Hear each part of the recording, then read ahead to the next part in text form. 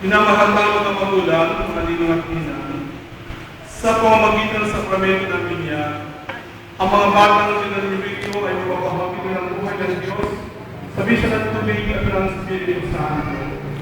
Sikapin ninyong mabuhay sila ay sa diwa ng ating pananampalataya. Upang ang buhay ng Diyos na pinagkakataon sa kanila ay namumutpina at upapawin sa kasalanan. Kaya sa inyong matibay na pananampalataya na talaga ang nagtutungkulin, at alanghanan ng tinawag niyo sa iba ay pinagagan. Bulitan ka ng kasalanan ng kailangan ng pananampalataya ng Jesus Cristo. Tinatakot ba ninyo si Satanas? Opo. At lahat ng kanyang gawain. Binayad. At lahat ng pangingay sa masama. Opo. Sumasampalataya kami sa Diyos, ang mga pangyarihan na may gawa ng langit at lupa. Opo.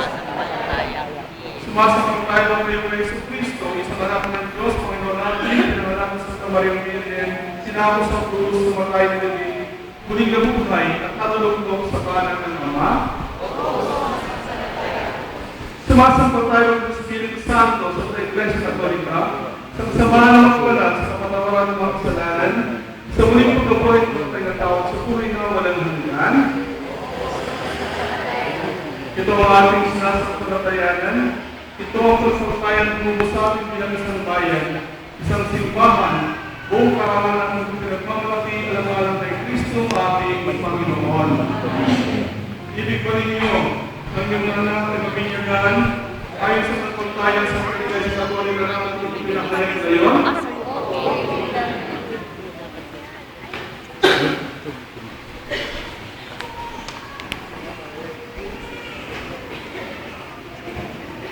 Hindi ka mo. Hawak kayo sa bed. Everybody. Joy. Lydia.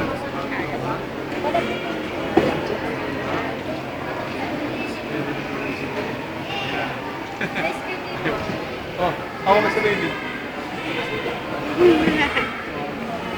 Diba, Prince?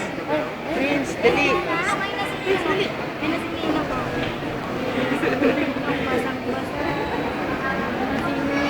Basa, unang buhos. Unang buhos na. Ito na naman eh. Wala, talong na.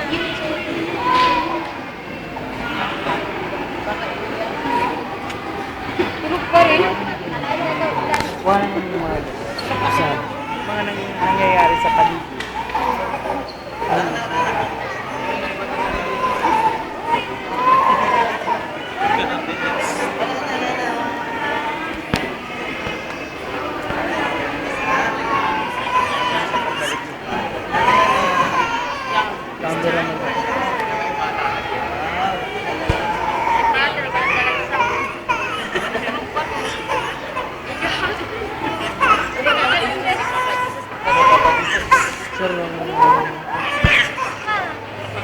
March!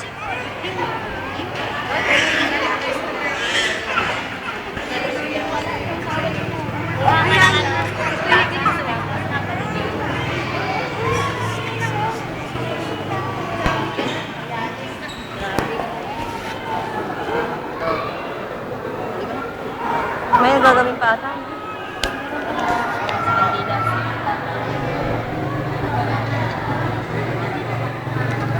Uy, sikat ah. Laan pictures. Ah, smile, smile na dali, smile. Ito pa kayo. Smile, smile, smile. Smile. Hi, hi. Hi, come on. Smile, smile, smile. Smile, smile, smile.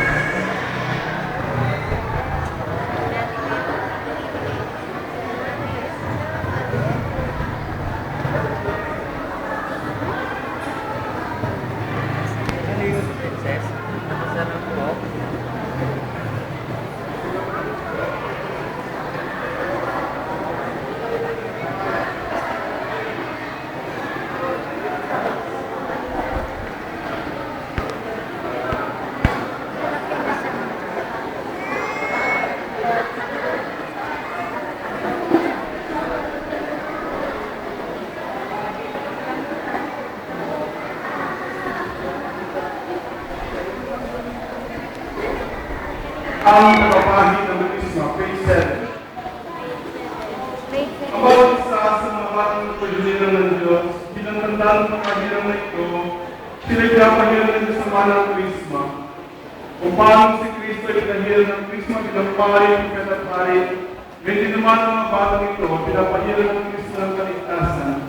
Umuhi nawa sila bilang bahagi ng kanyang katawan, na magiging bahagi sa buhay na walang hanggan. Ang pag-alagay ng patindali. Mga magulang, yung mga tinan,